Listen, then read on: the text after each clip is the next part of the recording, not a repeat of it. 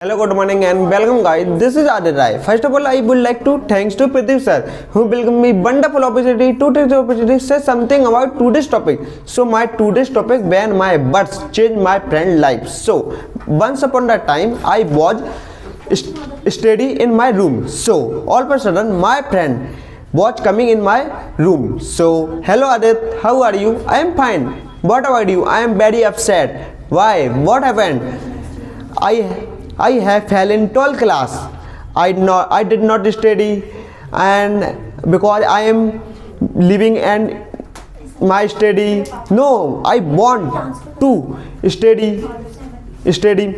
So then I told him you should be steady because education is the fruit of the future whose tree you have to plant today. So he started daily 12th classes preparation, and every day one day I was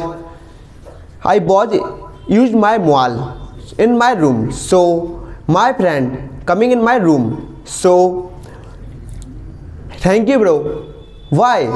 My friend, he told you told me what is the education, what is the importance of educations. So thank you guys. My words, my change words. Education is the fruit of the future whose tree you have to plant today.